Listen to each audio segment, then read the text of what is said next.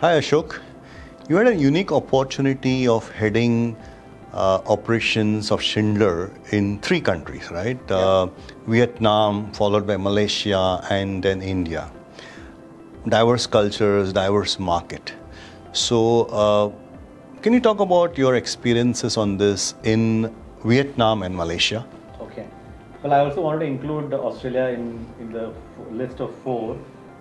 And we will definitely, I want to mention about Oh, sure, go Vietnam ahead.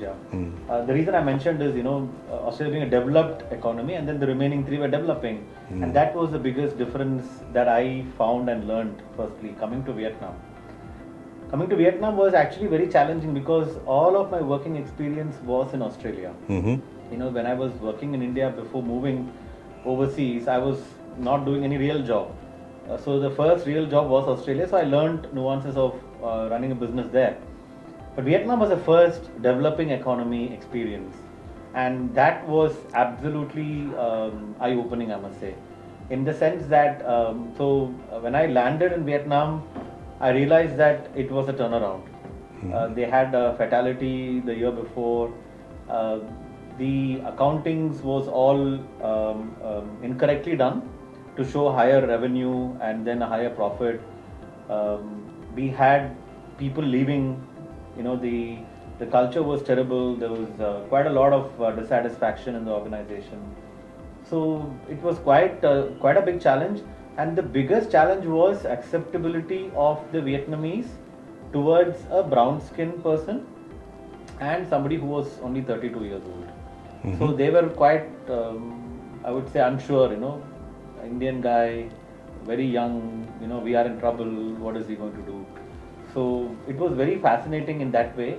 But I have a methodology in life that I always follow. Every challenge, I look at it like an MBA project. So I don't get emotionally upset about it. I just think that if this was a case study in MBA, how will I solve it? So I'm able to keep the problem on the table and look at the problem and come up with a plan. So that's exactly what my approach was. Always starting to make sure, first thing I always make sure is to make sure there's a good team who can drive this forward. Right. So I focused on building a very strong team. Funny enough, the second month, the CFO resigned. Okay. It's only after she quit I realized why she resigned, because the numbers were all fudged. So she wanted to get away before we found out. And after that, we found out that revenues was overstated by $1 million. And it was actually that year we had to report a loss in the financial numbers for the business. And reporting bad news is never a good thing, and not many people like that as well. But I wanted to start on a clean slate and be honest about what happened without blaming anyone. Whatever happened, happened.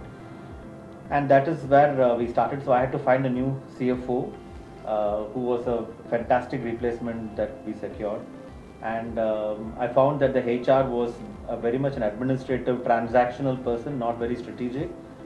So I was able to convince the existing HR head to take a step down as a number two, and I was able to bring a senior person, a Vietnamese American, a very confident, strong person who came in. And very interesting was this person who I brought in was not from HR background. She's actually a marketing and operations background person. Because I interviewed so many HR people, I wasn't satisfied. And I finally, this person, even the headhunter was quite confused. He's like, what do you really want? Because whoever I put, you're not happy. But most of them I found as transactional. They're just looking into doing the paperwork for HR. I wanted somebody who could really drive the HR strategy.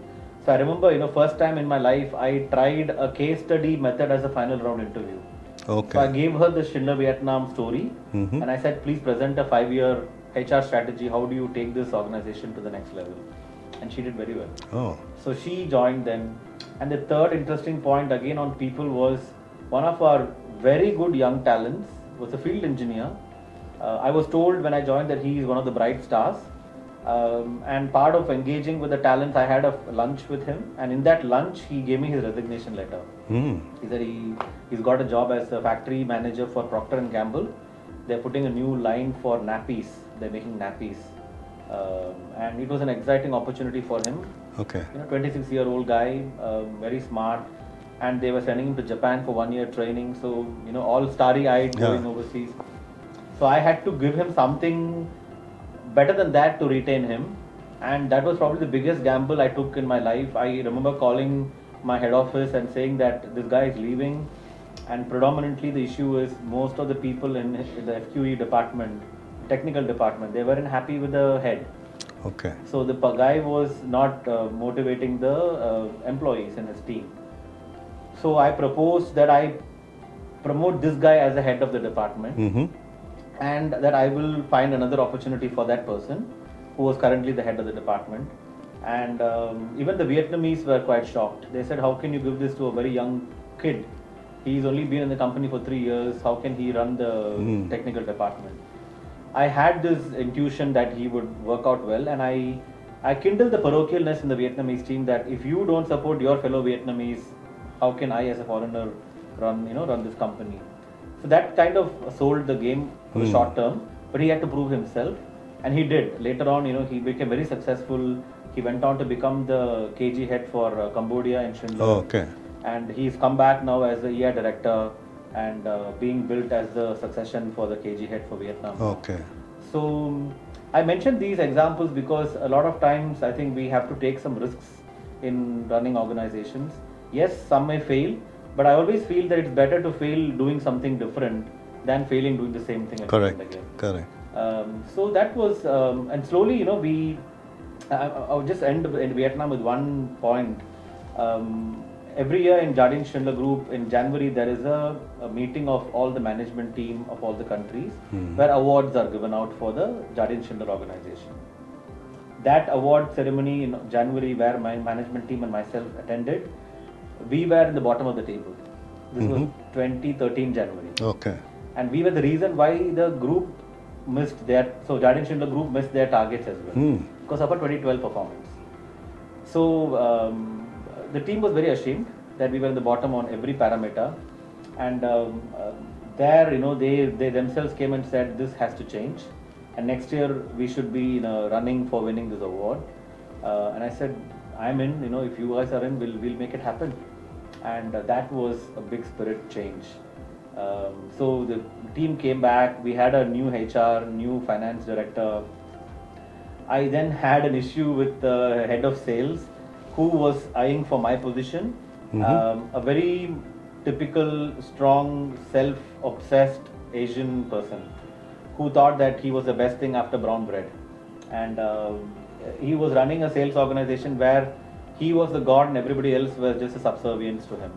So he used to keep the team very happy by just paying them well, but he will take all the orders. He had all the connection with the customers. So he kept it that way, so he had the power with him. And again, we had to take a very clever way to disassociate him without upsetting him. So we actually had to find a way to send him to a different role out of the country. And I promoted the operations head as the sales head. We did that for 2 years to reduce and diminish the power that the previous person had over the customers. And that 2 years, this person was able to establish his contact with the customers. Okay. 2 years later, eventually, the organization found his issues, and he was asked to leave. And the person who became the operations head then became the KG head as well later. So with this kind of new team, 2014, the organization drove the results really, really well. It was unfortunate that October 2014, we faced another fatality. Oh. So we were almost at October 27, I still remember. We were almost going to, we had record results that year. First year itself, the results was fantastic. The mood was great. We had built a strong culture. Everybody knew that we will win the award. It became talk of the town and Jardine Schindler as well. But this happened, and it again demoralized. Okay. So again, we regrouped ourselves and marched ahead for 2015 in a very strong way. And 2015, they won the award. Okay, First time that was in history. good. That was good. I still remember when we came back from Hong Kong winning the award, the whole Vietnam team had organized a red carpet welcome for us. Oh. Because first time we brought the award to Vietnam. Great feeling. Yeah, great feeling. For 2015 we got the award. 2016 also we got the award. And that's the year when I moved to Malaysia. Okay. So it was a great experience. What about Malaysia? Malaysia, I would say till date my most challenging assignment. Hmm. And if you ask me why, I tell the single reason is the culture. Mm-hmm. It has a very caustic culture of pulling each other down. Oh, really? And this somewhere, very very unfortunate for the Malaysians. It is a very government-driven thing. They always politically play the races against each other, the Chinese, Indians, and Malays. Mm-hmm. And this has always been it permeated the organizations as well. Okay. So constantly the Chinese are trying to pull the Indians down, the Chinese down, and the Malays are caught in between, wondering what do I do with these two powerful races who are small in numbers but very powerful in intelligence and running organizations. We did a lot of work in culture. So my first year was driving culture, about a performance-driven culture, oneness, no racism. This was the topic, So, moment I came, the Indians felt that now Indians will rule the roost and they will have a. Yeah. I still remember one of the Indian supervisors came to me. He said, in Tamil, he was a Tamil because mostly the Indians Most are of the Tamils, others. right? He came and said, all our people want to meet you. Hmm. I said, who's our people? He said, sir, all the Indians, we want to meet you who are in Schindler. I said, what is the issue? He said, no, we have a lot of issues about our community, we want to share with you. I said, I'm not, I'm not the managing director for Indians. Oh. I'm manager director for the company. So I said, you bring all the supervisors, Chinese, Malays, you bring all supervisors. I will meet all the supervisors. I'm not going to just meet the Indian supervisors alone. That's what he wanted in an Indian restaurant. So that was the last time I saw him actually. I never saw him after that because he didn't like that I didn't want to meet only. And I think it's the right thing I did. I can't be seen favoring a particular community. And very consciously we were trying to develop the Malays as well, who were always the backward treatment they were getting. So we successfully bought a HR head who's now a HR head now. She's a Malay. During my time we had recruited her. We were developing her to take up management team positions. During the time I was there, we were able to again, it was a turnaround as well. The results, so turnaround in the sense that they were not hitting their targets. But Malaysia had a track record of being one of the best performing countries in Guiding Schindler Group. They had missed budgets for 3 years, because of which they had a change of leadership. I was bought in. So 2015 I went, 2015 end I went. 2016 we already achieved our results. 2017 as well we achieved our results. But they had to be kept under very tight niche. Moment you let loose, that racism thing comes out and they start playing against each other. Again, a lot of push in terms of developing the talents, recognizing the field people's importance in the organization. One significant example I want to share is there was a mindset that Schindler is very strong in the major metros. Okay. So Kuala Lumpur, Johor Bahru, and East Malaysia. So Penang, which was also a very big town, they said it's Kone territory. You're the industrial town actually. Yeah. Once upon a So they said, Penang, where I think Otis had a factory, I think. How many people had factories? Yeah, correct. And they were telling me that, that is a Kone territory, we don't go there. So they don't come to our territory, we don't go to their territory. Something like indirect cartel. Correct. I'm like, this is funny, right? And we had been existing in Malaysia for quite a long time, and Penang, we had a portfolio of 400 units.